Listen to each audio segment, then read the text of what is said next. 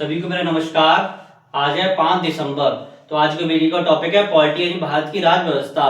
इससे पूर्व की क्लासेस में हमने भाग 3 यानी भारतीय संविधान के भाग 3 के बारे में पढ़ा था, यानी मौलिक अधिकार 12 से लेकर 35 तक। तो आज की क्लास में हम पढ़ते हैं भाग 4 यानी राज्य के नीति निर्देशक तत्व। यानी राज्य के नीति निर्देशक तत्व क्या है, इसके बारे में हम समझेंगे। चलिए स्टार्ट करते हैं।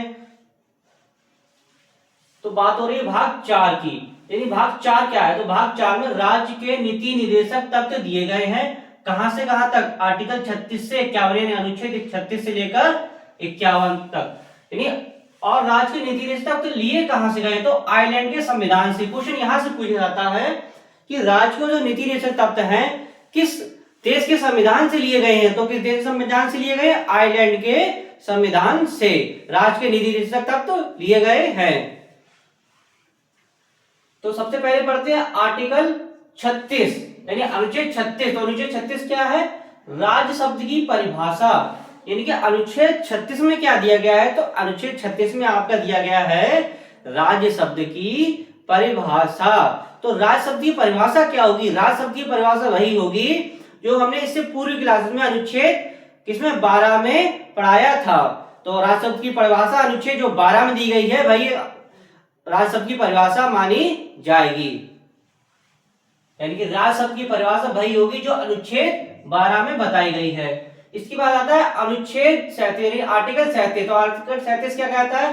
राज्य विधि बनाते समय डीपीएसपी तत्वों को लागू करने का प्रयास करेगा। राज्य विधि बनाते समय डीपीएसपी तत्वों को लागू करने का क्या चीज? प्रयास करेगा, यानी कोशिश करेगा। अब बात करते हैं आर्टिकल 38। अनुच्छेद 38 क्या कहता है? राज्य लोक कल्याण की अभिवृद्धि के लिए उचित कदम उठाएगा। यानी कि राज्य लोक कल्याण की अभिवृद्धि के लिए क्या चीज? उचित कदम उठाएगा। जैसे यानी राज्य ऐसी सामाजिक व्यवस्था बनाने का प्रयास करेगा जिसमें प्रत्येक व्यक्ति को सामाजिक, आर्थिक, राजनीतिक न्याय सुनिश्चित हो सके। यानी राज्य ऐसी सामाजिक व्यवस्था बनाने का प्रयास करेगा जिसमें प्रत्येक व्यक्ति को सामाजिक, आर्थिक, राजनीतिक न्याय सुनिश्चित हो सके।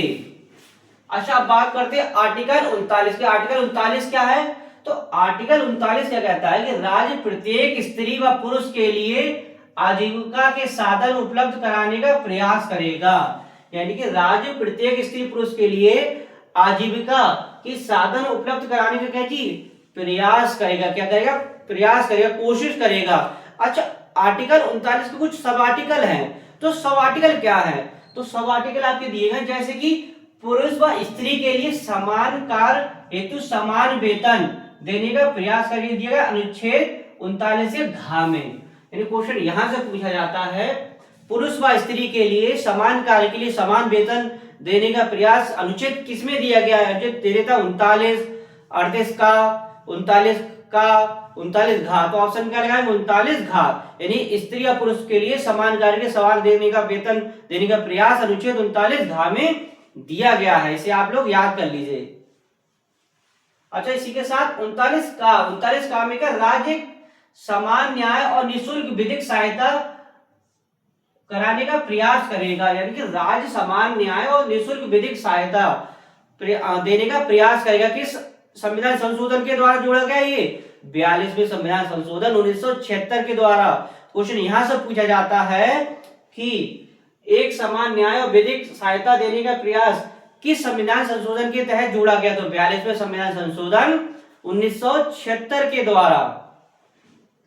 अच्छा, बात करते हैं आर्टिकल 40। आर्टिकल 40 भी महत्वपूर्ण है, ग्राम पंचायतों के गठन।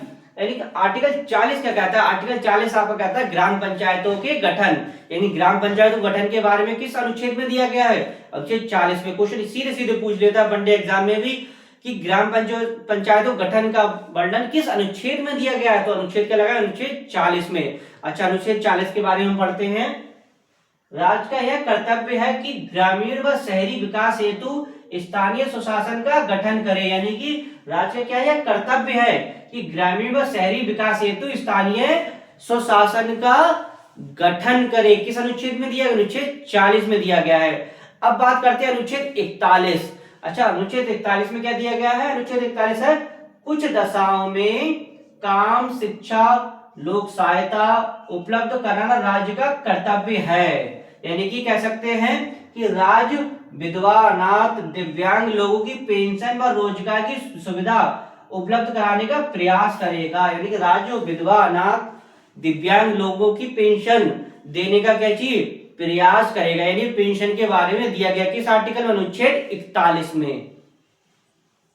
अच्छा, अब बात करते हैं अनुच्छेद 42 यानी आर्टिकल 42 क्या कहता है। तो आर्टिकल 42 कहता है कि काम के न्याय संगत मनोचित दशा हेतु कार्य प्रबंधन करना राज्य का क्या है, कर्तव्य है। यानी कह सकते हैं राज्य महिलाओं को प्रसूति सहायता एवं प्रसूति अवकाश हेतु उचित कदम उठाएगा। यानी प्रसूति सहायता कुछ सीधे सीधे पूछता है कि प्रसूति अवकाश या प्रसूति सहायता के बारे में किस अनुच्छेद में दिया गया है। तो अनुच्छेद क्या लगाएंगे, अनुच्छेद लगाएंगे 42। तो आज की क्लासेस में आपने भाग 4 यानी कि 36 से लेकर 51 तक दिया गया है। तो आज की क्लास में आपने अनुच्छेद 36 पढ़ा, अनुच्छेद 37 पढ़ा, अनुच्छेद 38 पढ़ा, अनुच्छेद 39 पढ़ा, ठीक है, अनुच्छेद 40, अनुच्छेद 41, अनुच्छेद 42। तो इसे एक बार फिर से हम शॉर्टली फिर से समझ लेते हैं।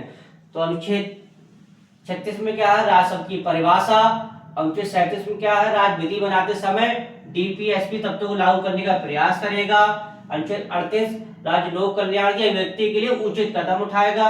अनुच्छेद 39 राज्य स्त्री और पुरुष के लिए आजीविका साधन उपलब्ध कराने का प्रयास यानी समान कार्य हेतु समान वेतन। और 39 का में राज्य समान न्याय एवं निःशुल्क विधिक सहायता देने का प्रयास करेगा।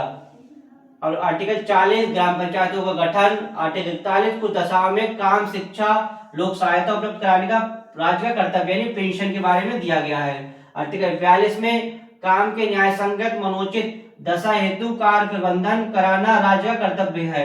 यानी कि प्रसूति सहायता यानी प्रसूति अवकाश के बारे में आर्टिकल इसमें 42 में दिया गया है। तो आशा करता हूँ वीडियो आपको अच्छा लगा हो। वीडियो को लाइक कीजिए, शेयर कीजिए, कमेंट कीजिएगा। नेक्स्ट वीडियो नेक्स्ट टॉपिक के साथ मिलेंगे। धन्यवाद।